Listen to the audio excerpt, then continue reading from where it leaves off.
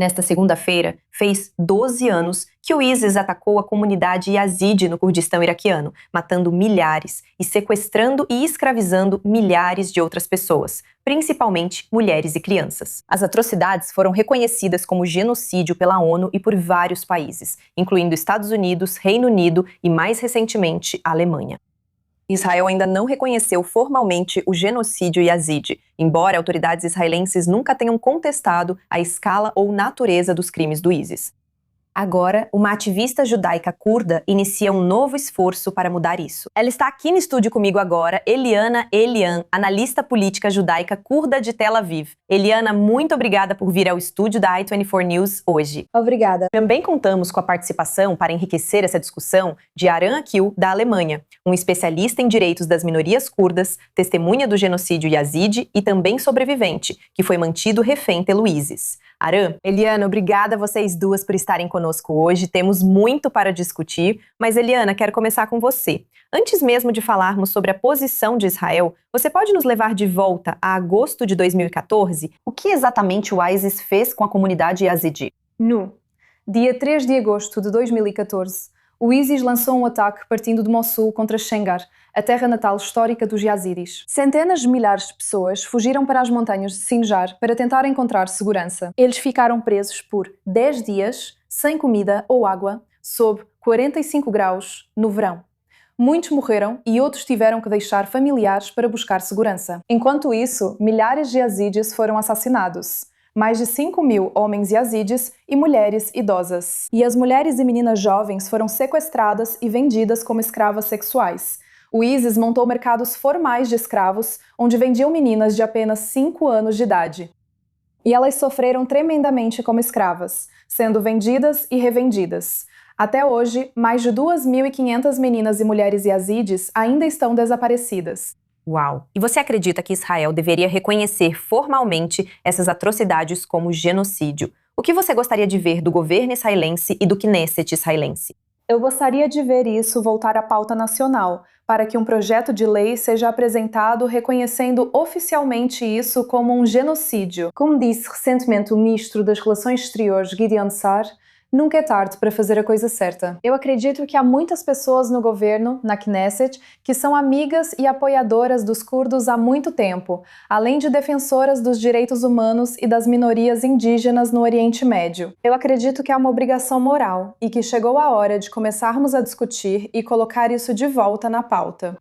Você citou Gideon Sa'ar sobre o genocídio armênio, tema que voltou à pauta da Knesset israelense, mas ainda não foi oficializado. Porém, ao tratar do reconhecimento do genocídio yazidi, Israel nunca contestou o que aconteceu e isso esteve na pauta em 2017. Foi levado à Knesset, mas não foi aprovado. Então, por que você acredita que Israel ainda, depois de todo esse tempo, não reconheceu formalmente o genocídio? As condições de 2017 eram, claro, diferentes. Israel, muitas vezes, infelizmente, precisa equilibrar obrigações morais com realidades e considerações políticas. E reconhecer o genocídio dos yazidis talvez teria aberto as portas para o reconhecimento de outros genocídios, como você também mencionou. E Israel, claro, estava levando em consideração suas relações com a Turquia. No entanto, agora estamos em uma realidade diferente. Estamos no mundo pós-7 de outubro. A Turquia não só abriga e financia terroristas do Hamas, mas também acusa continuamente Israel de um genocídio que não está cometendo e constantemente tenta deslegitimar o direito de Israel de existir. Definitivamente, estamos em uma realidade política muito diferente. Em todo caso, o reconhecimento de genocídio não deveria ser uma questão política, deveria ser uma questão moral. Mas eu realmente acredito que agora as condições são diferentes. E com sorte, essas condições vão apresentar uma oportunidade para trazer esse assunto de volta à mesa e finalmente reconhecê-lo, reparando essa injustiça. Você geralmente faz um trabalho fantástico de trazer esse assunto de volta aos holofotes. Agora quero trazer a Aran para essa conversa também, porque Aran, você traz algumas percepções fascinantes. Você foi mantido refém pelo ISIS na Síria por 9 meses. Você testemunhou o genocídio yazidi pessoalmente. O que você quer que as pessoas aqui em Israel entendam sobre o que o ISIS fez com o povo yazidi? Obrigado, Nicole, e obrigado por cobrir esse tema importante e por lembrar, antes de mais nada, das vítimas neste dia. Como alguém que testemunhou todo o genocídio, documentou visualmente, prestou ajuda de emergência e procurou pelas pessoas desaparecidas lá, os israelenses precisam saber que estamos na mesma linha de frente contra movimentos jihadistas como a Al-Qaeda, ISIS e Hamas. Eliana já mencionou em detalhes o que aconteceu em 2014 durante o período do genocídio. Quero enfatizar uma mensagem muito curta e simples. O ISIS é o Hamas. E eles podem ter nomes diferentes, mas compartilham a mesma ideologia envenenada na região, voltada a atacar aqueles que são diferentes deles. Portanto, qualquer derrota do ISIS na região do Kurdistão também é uma derrota da ideologia que alimenta o Hamas. Então, a ameaça é a mesma. É por isso que o reconhecimento político do genocídio yazidi é tão importante para todos nós. Precisamos levantar a voz contra essa ideologia extremista que ainda nos ameaça hoje. Então, o povo curdo, e especialmente a minoria religiosa yazidi, tem sido há muito tempo uma barreira impenetrável contra os jihadistas, apesar de terem meios e recursos muito limitados para se defender. Então, precisamos realmente de uma coalizão regional forte contra eles. Você disse que o ISIS é o Hamas. Pode explicar isso melhor? Que paralelos você vê entre a experiência dos yazidis e o ataque do Hamas em 7 de outubro e depois a crise dos reféns aqui em Israel? Bem, muitos pontos dolorosos e há muitas semelhanças. Em ambos os casos, tanto em 7 de outubro quanto no genocídio yazidi, civis foram deliberadamente alvo, atacados, mortos, agredidos sexualmente e sequestrados. Mulheres jovens e crianças foram facilmente sequestradas pelo ISIS e Hamas. E todas essas atrocidades foram justificadas por propaganda extremista liderada por veículos de mídia do Catar e da Turquia naquela época, e até mesmo no dia 7 de outubro. Então vimos como o Hamas estava exatamente usando os mesmos métodos do ISIS e da Al-Qaeda. Eles buscam desumanizar suas vítimas e celebram o terror como uma ferramenta política e religiosa. E é por isso que a solidariedade entre sobreviventes e entre curdos e judeus é importante e faz diferença. Quando dizemos nunca mais, essas palavras devem se aplicar a todos. Reconhecer o genocídio yazidi e apoiar as vítimas de 7 de outubro não são causas separadas. Elas fazem parte da mesma luta contra o extremismo genocida. Bem, você esteve recentemente ao lado de uma das vítimas do genocídio yazidi. Você se encontrou com Fauzia Amin Sido, uma mulher yazidi que foi sequestrada pelo ISIS quando criança e depois traficada para Gaza. Ela ficou lá por 10 anos antes de ser resgatada pelas Forças de Defesa de Israel, como você pode ver nestas imagens aqui. Isso foi em 2024. O que ela te contou sobre a experiência dela? E o que o caso dela revela sobre a rede que manteve reféns yazidis muito tempo depois que o ISIS perdeu seu território?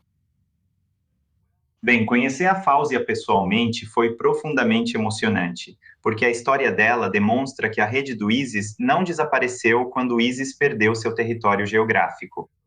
Então, ela suportou 10 anos de um terror inimaginável. E o que mais me impressionou foi que ela poderia ter sido libertada muito antes, depois que as forças curdas libertaram o último reduto do ISIS na cidade de Deir az-Zor. Ela continuou presa, porque as mulheres do ISIS a mantiveram escondida, tratando-a como um prêmio para seus homens. Então imagine, mesmo dentro dos campos de detenção, essas mulheres do ISIS ameaçaram matar seus filhos caso ela tentasse fugir ou revelar sua identidade. Isso mostra a profundidade da doutrinação e da crueldade desses grupos jihadistas islâmicos. Então, o ISPERS a entregou para o Hamas através da Turquia, depois para o Egito e então para Gaza. Mas Fauzia nunca desistiu. Ela usou corajosamente as redes sociais para entrar em contato com o mundo exterior. E graças às FDI, seu resgate foi possível no final. E o caso de Fauzia, na verdade, expõe que o ISIS mantinha redes que se estendiam para fora da Síria e incluíam Gaza. Então, Fauzia não foi a única garota yazidi curda levada para lá. Ela mencionou outros casos semelhantes e ficou muito decepcionada. Infelizmente, ela ficou decepcionada com os acontecimentos atuais na Síria e como um regime jihadista afiliado à Al-Qaeda chegou ao poder e a comunidade internacional os acolhe. Então, para ela, isso era um sinal de alerta. Como esses criminosos que a sequestraram poderiam continuar livres e ainda ganham poder? E eles estão cometendo as mesmas atrocidades contra minorias religiosas na região. Então, foi muito decepcionante e uma grande decepção para ela. Qual a mensagem principal dela após a libertação, já que está tão decepcionada com a situação na região? Ela está defendendo isso de forma muito enfática. Ela está falando muito abertamente sobre o que aconteceu com ela e está defendendo não apenas os yazidis, as meninas yazidis curdas sequestradas, mas também as meninas druzas sequestradas, meninas alauítas. Ela é uma das vozes mais proeminentes contra esses jihadistas. Tenho que dizer que ela é realmente uma voz forte e vive livremente na Alemanha há menos de 2 anos, e ela recuperou a força para reconstruir sua nova vida, e ela continua lutando. Bem, isso é incrível de ouvir. Iliana, isso nos traz de volta a questão do reconhecimento do genocídio. A Alemanha reconheceu formalmente o genocídio yazidi em 2023. Mas isso só aconteceu após anos de campanha de sobreviventes e ativistas. Ao focarmos em Israel, qual o impacto do reconhecimento formal do genocídio yazidi por Israel para sobreviventes como Fawzia? Bem, antes de tudo, o reconhecimento significa preservar a memória, significa reconhecer o que aconteceu. Nós sabemos melhor do que qualquer um aqui, depois do 7 de outubro, como é passar por atrocidades e, no melhor dos cenários, ver os outros ficarem parados, sem fazer nada. E sobre o pior cenário, eu nem preciso começar a falar sobre isso. É uma obrigação moral, e também se trata de se posicionar contra essa mentalidade jihadista. Essa ideologia sobre a qual Adam falou de forma muito clara. Estas são forças que veem as mulheres curdas, yazidis e judias como troféus, para serem capturadas e vendidas. Eles não nos veem como seres humanos que merecem ser protegidos, preservados, mas sim como gado a ser vendido repetidas vezes. Esse é o tipo de mentalidade que estamos enfrentando no Oriente Médio.